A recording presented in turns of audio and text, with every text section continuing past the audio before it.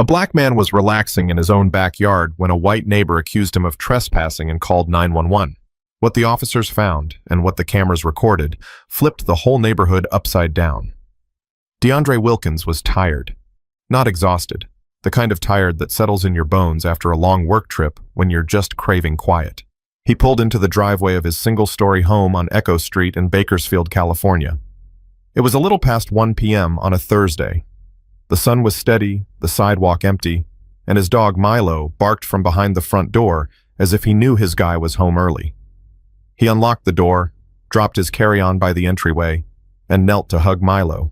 A short, thick brindle with a soft growl and a stubby tail, Milo did his usual circle dance, then bolted to the backyard. DeAndre followed him out with a glass of cold tea and his portable speaker, cueing up some Dexter Gordon. Smooth, low saxophone notes eased into the air. This was his favorite part of owning a home, the backyard. A little square of earth that was his. 5 years ago, he'd bought the place after saving for what felt like forever. At 32, he was proud of what he'd built for himself. He didn't throw loud parties. He paid his taxes. He kept the lawn clean. That Thursday felt like a reward for all of it. No Zoom meetings, no emails. Just him, the sun, Milo, and Jazz. He was halfway through his drink when he noticed a woman approaching the back fence. She wore a beige sun visor, oversized sunglasses, and had one of those neck fans swinging from a lanyard.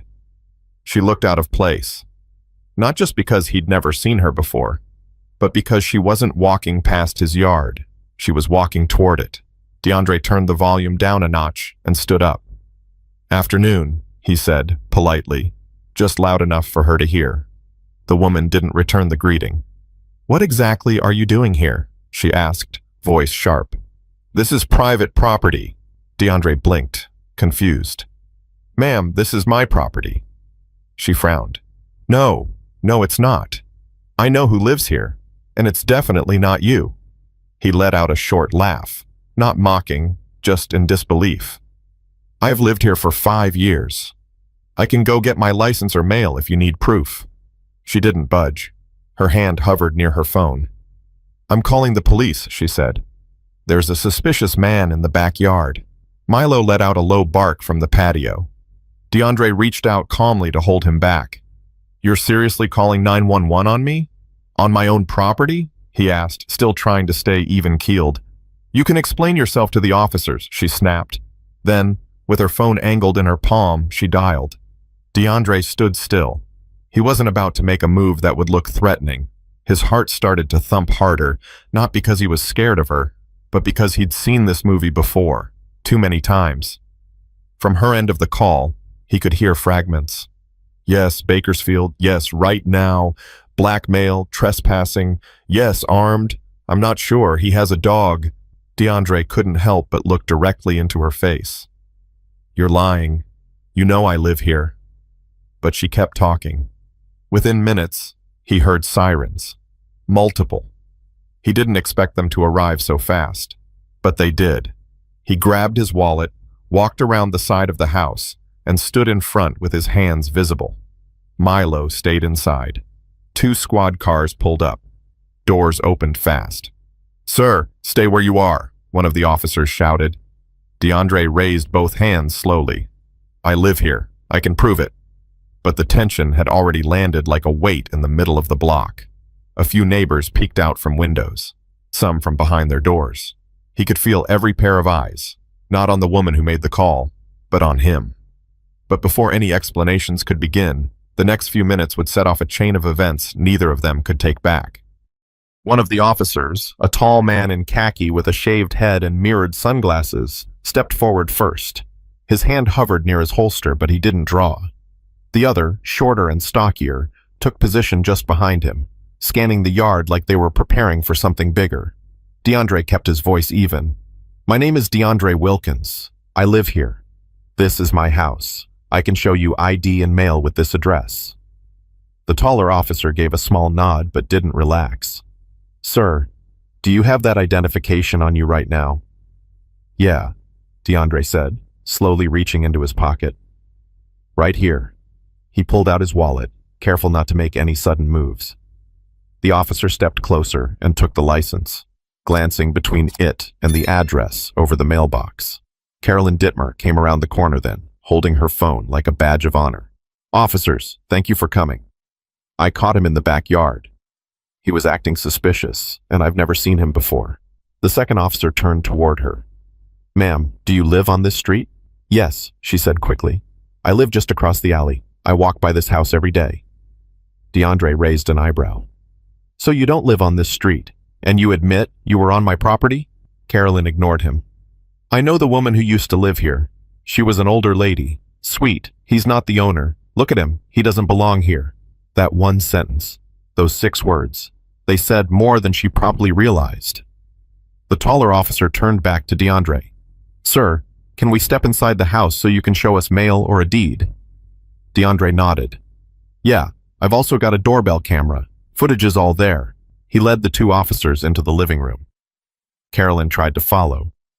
"You're not coming inside my home," he said, standing in her way. "You've already done enough." The officer blocked her path with one hand. "Ma'am, we don't need you in there." DeAndre walked to the kitchen counter and picked up 2 pieces of unopened mail addressed to him at that exact address. Then he pulled up the security app on his phone and started scrolling to the footage. Carolyn walking up, accusing him, dialing 911. He showed the officers. The room was quiet except for the faint jazz still playing in the background. After a beat, the taller officer exhaled slowly. "All right, this does check out." The shorter one glanced at the footage and then at the door. "We'll have a word with her outside." They stepped out front and DeAndre followed, pausing only to lock his door behind him.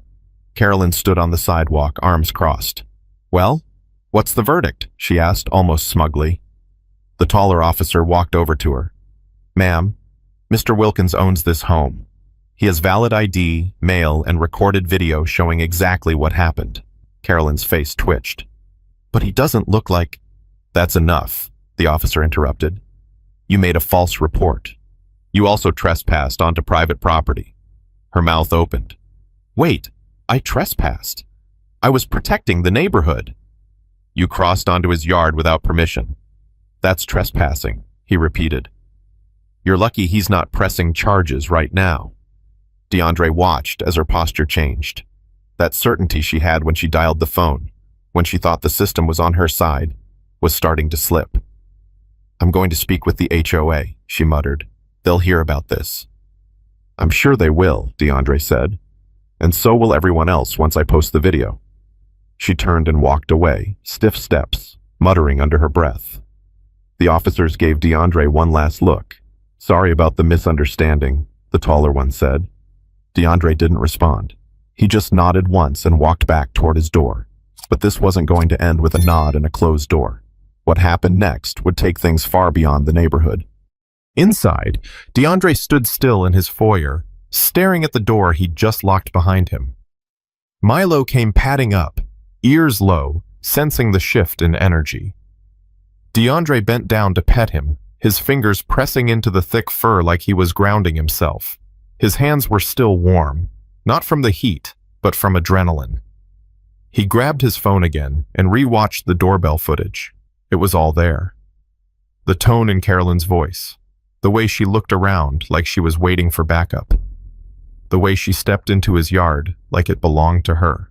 Even the moment she called 911, her voice steady, accusing, and full of certainty. And that last part, where the officer told her she was trespassing, priceless. DeAndre uploaded the footage to the cloud, saved a copy to a USB, and then sat down. He didn't know if he was going to post it, not yet. But he wasn't going to let it sit in silence either. That night, he called his sister in Fresno. "You're not going to believe what happened," he said. He told her everything, from the moment Carolyn appeared to the way the officers questioned him like he was an intruder in his own home. "You recorded it, right?" she asked. "I did, all of it. You need to post that. People need to see." DeAndre paused. "I don't want this turning into some viral thing. I just wanted a day to myself. Now I got to think about lawyers?" She was quiet for a second. Then, "You didn't ask for this. But if you stay silent, she wins twice. You're not the first guy this happened to. You might be the first one who can actually prove it." That stuck with him. The next morning, DeAndre edited the clip. No music, no flashy effects, just raw footage with a short caption. She told me to leave my own house, then called the cops. He posted it to Facebook first. He figured maybe friends would see it, people who knew him. Maybe it would spark some conversation. By noon, it had over 3,000 shares. By 3 p.m., someone had reposted it to Twitter, and a local Bakersfield activist group tagged him in a comment. This is why people keep cameras on their porches. This is why it matters. By the time he made dinner, a local journalist had emailed asking for an interview. He declined. But by then, it didn't matter. The video was out in the wild. Someone from his high school he hadn't spoken to in 10 years texted him, "Bro, I saw you on Instagram. Are you okay?" Another person commented under the video, "My cousin had something like this happen in Modesto." No proof, though. They didn't believe him. By Friday morning, Channel 23 News had run a segment on the story. They blurred Carolyn's face, but not her voice. Her words echoed across the screen like they were being broadcast straight out of people's living rooms. "He doesn't belong here." It was surreal. DeAndre had gone from a quiet backyard afternoon to becoming a face for something much bigger. It wasn't a role he'd auditioned for, but it had found him anyway. He didn't hear from Carolyn again that weekend. No apology, no note on the door, just silence from across the alley. But the silence didn't feel like peace. It felt like distance, like lines had been drawn in a place where neighbors used to wave and keep it moving. But that silence was about to break. And this time, the whole neighborhood would hear it. Saturday morning, DeAndre was watering the lawn when a white SUV slowed in front of his house. The driver, a woman in her early 50s with short curls and bright eyes behind gold-rimmed glasses, rolled down her window. "You're DeAndre, right?" she asked, voice friendly but careful. He nodded. "Yeah, that's me. I'm Loretta McKinnon. I live 2 streets over. I saw your video. I just wanted to say thank you for putting it out there." DeAndre lowered the hose. "You're welcome, I guess. Wasn't really planning on all this attention." "I get that," she said. "But it hit me hard. We've been here since '92. My husband passed last year, and I've had more people second-guess me in this neighborhood lately than in the last decade combined." She looked down, then back up. "I know what it's like to feel like you have to prove you belong somewhere. And I'm sorry that happened to you. If you ever need anything, seriously, you're not alone." He gave her a small nod. A real one this time. That was the first kind gesture he'd received since the video blew up. But it wasn't the last. By Monday, 3 more neighbors approached him. Quietly, carefully. A man named Tyrell, a retired Navy vet who'd lived on Echo Street for 17 years. A white couple in their 40s who said they were embarrassed they hadn't stepped in when they saw the police cars. But with every show of support, there were glances too. Awkward ones. Eyes that darted away when he walked by. Conversations that stopped when he got too close. And then there was the flyer, taped to the neighborhood mailbox, printed in bold letters. "Know who lives in your neighborhood." Below it, a screenshot of the video. DeAndre's face mid-sentence. Someone had scribbled a question mark on his forehead in pen. He stood there staring at it for a few seconds, lips pressed tight. He ripped it down without a word and walked back to his porch. Milo followed, tail swaying, unaware of the weight in the air. Later that evening, a knock came at the door. It was Officer Delgado, the same shorter cop from the incident. "Mind if I talk to you for a minute?" he asked. DeAndre stepped aside. Delgado glanced around, then sat on the edge of the porch steps. "Just wanted to check in," he said. "Look, I've seen your video. I'm not going to pretend it doesn't look bad. It does. I can't speak for Officer Langston, but we're not trained to assume guilt. That's not how it should go. But I know it felt that way." DeAndre sat on the top step, arms resting on his knees. "Felt that way because that's exactly how it went." Delgado nodded slowly. "Yeah, you're right. And I'm not going to defend that. But I wanted to let you know, this whole thing, it's made the department look at our response procedures. There's going to be a review." DeAndre raised an eyebrow. "You here on official business, or just trying to cover ground before the media keeps pushing this?" Delgado exhaled. "A little of both, maybe. But also, as a person, I hate how it played out. And I wish we could have done better. They sat there in silence for a moment. Then Delgado stood up. One more thing, he said, reaching into his pocket. The department got a letter. Anonymous. Same handwriting as the mailbox flyer. They're treating it seriously. He handed over a photo of the letter. Blocky, all caps. This neighborhood doesn't need troublemakers. DeAndre stared at it. He wasn't sure what bothered him more, the cowardice of it, or the fact that someone thought he was the problem. Delgado paused. Just keep your cameras rolling, and call us if anything happens. Seriously. As he walked back to his cruiser, DeAndre looked around. The block was quiet. No kids playing, no lawnmowers, no casual hellos. Just a simmering tension behind closed blinds. But pressure doesn't stay bottled forever, and the neighborhood was about to boil over in ways no one expected. By Tuesday, the video had crossed the line between local incident and national conversation. It was reposted by a well-known civil rights advocate on Instagram. A blue-check journalist, quote, tweeted it with the caption, "You can own a house, a mortgage, a title, and still be treated like a suspect." Within hours, it was picked up by several online publications. Outlets from Los Angeles to Minneapolis ran headlines like, "Man confronted at his own home in California suburb," and "Caught on camera. Neighbor calls cops on black homeowner." DeAndre didn't ask for this. He didn't want a movement, didn't want news vans. But that didn't matter anymore. The story had taken on a life of its own. He started getting DMs from strangers. A woman in Nevada wrote, "I've lived in my house for 12 years. My neighbor still introduces me to people like I'm new. Thank you for speaking up." A young guy in Tulsa messaged, "They told me I looked out of place in my own neighborhood after I went jogging. This hit home, man." Even a man from Connecticut wrote, "White guy here. I watched your video 3 times. I can't lie. 5 years ago, I might have thought like her, but now, I see it. I see what you're dealing with. I'm sorry." Every message added weight to something DeAndre hadn't asked to carry. He wasn't a public figure. He wasn't trying to go viral. He was just trying to enjoy a day off in his own damn backyard. The tipping point came on Thursday. That's when Channel 12 sent a crew to Echo Street. A young field reporter knocked on his door with a mic and a camera operator in tow. "Mr. Wilkins, I know you haven't done interviews, but this story matters. We're doing a piece on racial profiling in suburban neighborhoods. Would you be willing to share your side on camera?" DeAndre hesitated, not because he didn't have anything to say, but because he wasn't sure if people would really listen. Then he thought of Carolyn, still walking around the block like she hadn't done anything wrong, still carrying herself with that same air of certainty. He stepped out onto the porch. "I'll give you 5 minutes." That evening, the clip aired.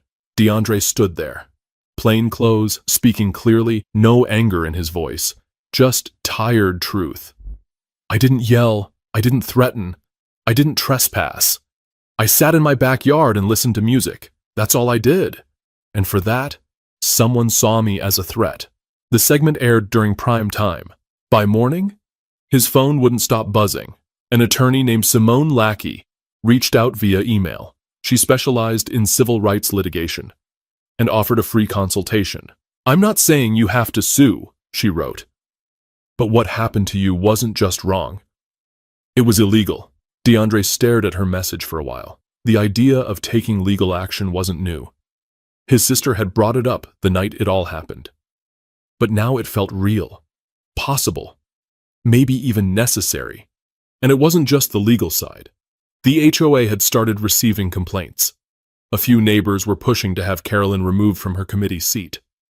Whispers circled that she'd been part of several confrontations over the years, but this was the first time it had gone public. The neighborhood Facebook group had exploded. Posts were being deleted, arguments breaking out in comment threads. Some supported DeAndre. Others claimed the video was misleading or taken out of context. One post read, "This kind of drama is why we moved here in the first place, to avoid it." DeAndre screenshot it. He didn't reply, but he felt every syllable like a slap. That weekend, A small group gathered outside his house. Some held signs that said, "We stand with DeAndre." Others just brought folding chairs and sat quietly on the sidewalk like they were keeping watch. He offered them water. Talked with a few. Learned one woman had driven in from Visalia just to show support. "This kind of thing doesn't stay quiet anymore," she said. "And it shouldn't." DeAndre nodded slowly. He was starting to see the bigger picture, but seeing it clearly and deciding what to do with it were two very different things, and the pressure to act was only growing stronger. By the start of the next week, DeAndre felt like a man caught between two identities: his normal life and the symbol the internet had made him into. He still took Milo on his morning walks, still trimmed his hedges every Saturday, but now, people slowed down when they drove by. Some waved. Some stared. A few didn't even bother hiding the way they whispered. The neighborhood, which once felt ordinary, now felt on edge. It wasn't just about the video anymore. It was what the video represented. People were forced to look at themselves, their neighbors, the dynamics they'd always ignored. And not everyone liked what they saw. At the next HOA meeting, held at the local rec center instead of the usual members' home due to public interest, the room was packed. DeAndre didn't plan on speaking. He sat in the back corner in a plain shirt, ball cap low, trying to blend in. But the moment Carolyn Dittmer stood up, he knew that wasn't going to be an option. She cleared her throat, stood tall, and launched right into it. "I want to address the rumors and the attacks on my character," she said. "What I did was out of genuine concern. I didn't know who that man was, and I called the authorities as a precaution. I've lived here for over a decade. I take pride in protecting this neighborhood." Murmurs moved through the room. One older man spoke up. "You didn't know him because you never tried to. You assumed the worst, and now you're blaming everyone else for how it turned out." Carolyn stiffened. "Excuse me, but I was raised to be alert. We all know what this neighborhood has been like lately." DeAndre stood before he even realized he'd moved. "You mean what I've been like lately?" he asked calmly, voice cutting through the noise. All eyes shifted to him. "You walked onto my property. You accused me. Lied to the police. You didn't ask questions, you made assumptions. And now you're standing here trying to spin it like you were the one attacked?" Carolyn folded her arms, tight-lipped. Another board member, Sandra Alvarez, a longtime resident and local librarian, spoke up. "I've been quiet because I wanted to hear both sides," she said. "But after watching the footage and listening to this, it's clear what happened. Carolyn, this wasn't about concern. This was about control and fear." Several people nodded. Someone in the back clapped once, then stopped.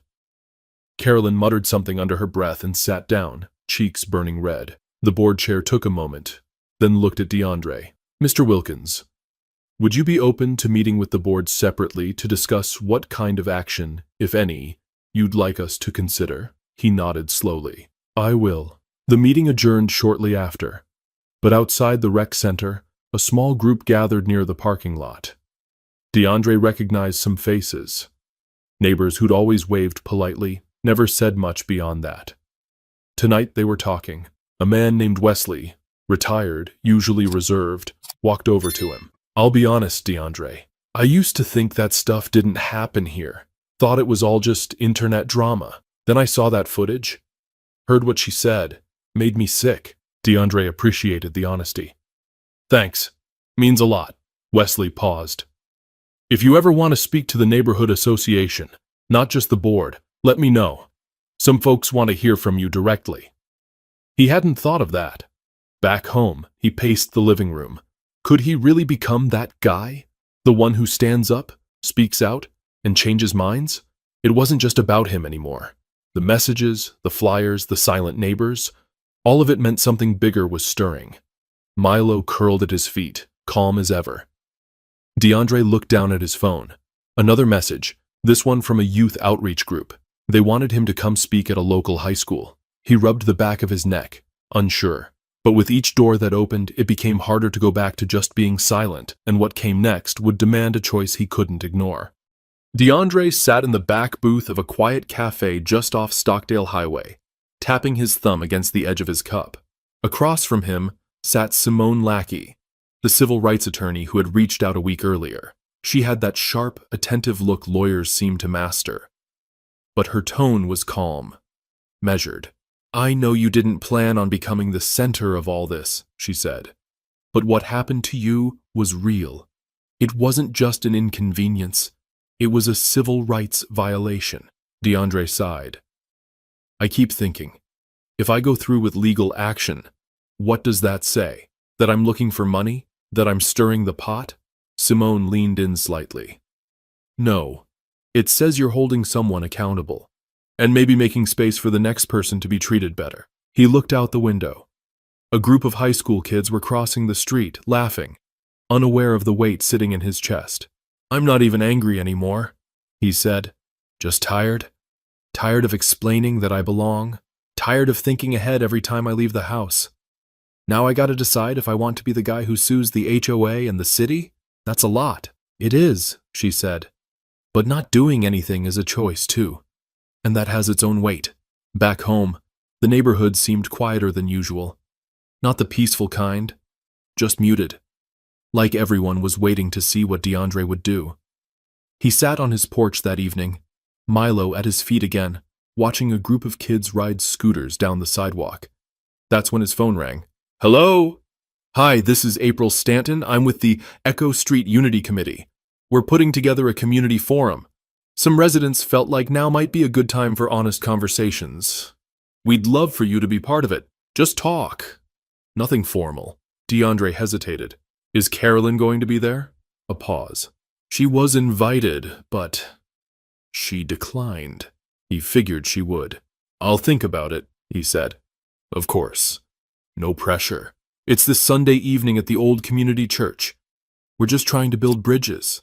When Sunday came, he parked in the back of the small brick church off Bernard Street. Rows of folding chairs were set up inside.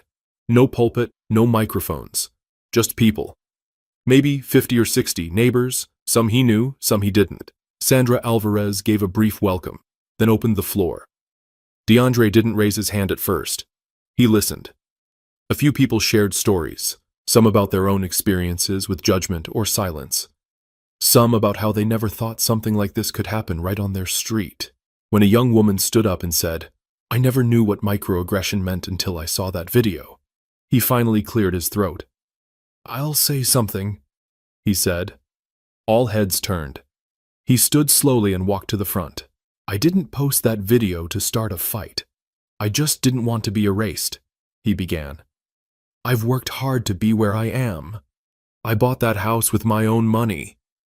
And I got accused of being a criminal because someone didn't recognize me, didn't want to recognize me." He looked around the room. "This isn't just about Carolyn. It's about how fast people are to believe the worst when someone doesn't look like them.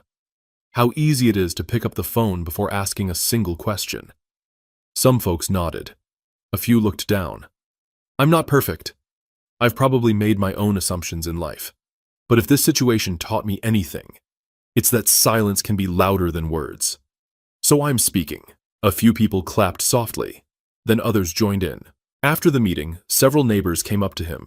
Some shook his hand. Others just offered a quiet, "Thank you." He walked back to his car, feeling something he hadn't felt in weeks. Clarity.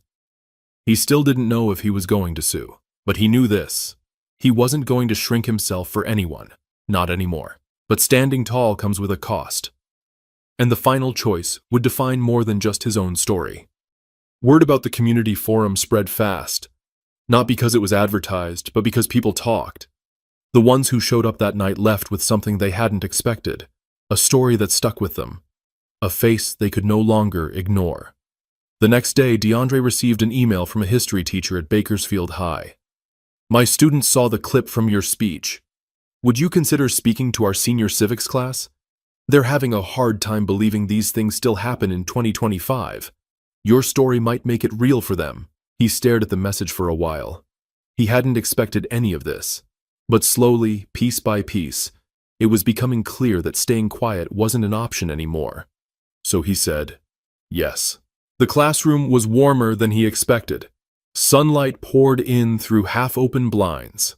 The students looked half-interested at first, some yawning, some glued to their phones.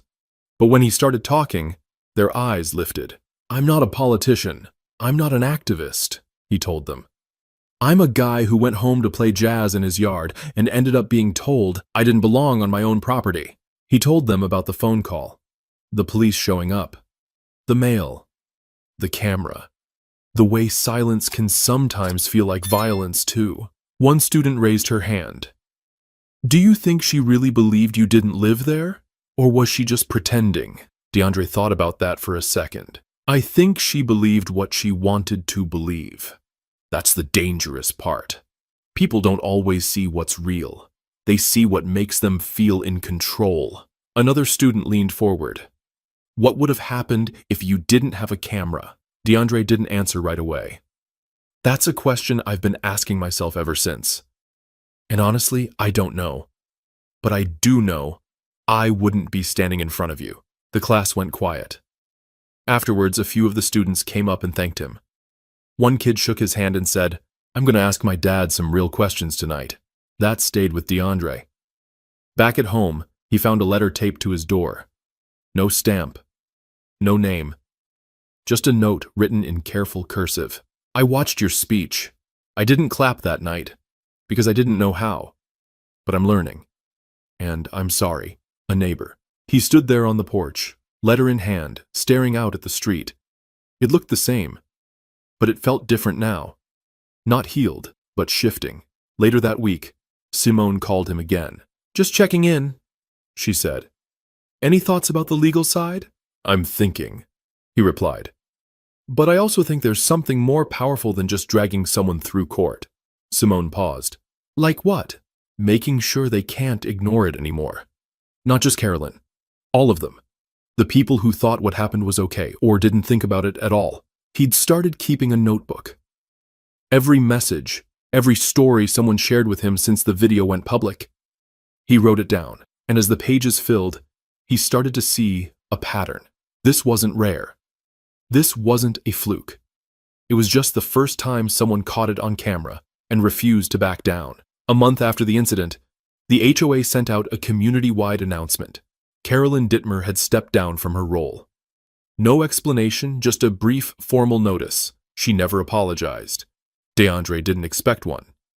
Some neighbors still kept their distance. Others had warmed. A few asked him to grab coffee or speak at their churches. He wasn't trying to become a spokesperson, but he understood now. Sometimes just telling the truth out loud is a kind of leadership, but truth without action fades.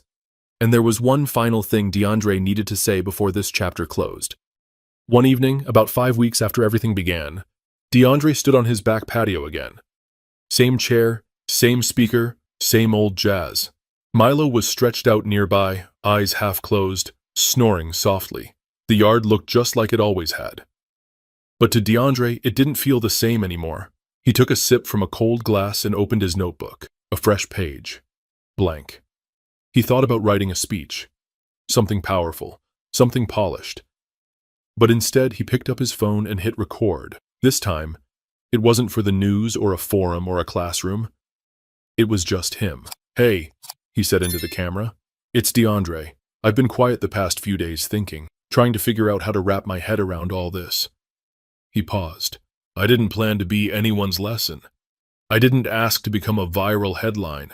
I just wanted to sit in my backyard. That's it. I wanted to listen to music with my dog. And someone decided that was suspicious. Someone decided I didn't look like I belonged in the house I worked for, saved for, paid for, and lived in." He shifted in his seat. "You can talk about laws, about policies, about bias training.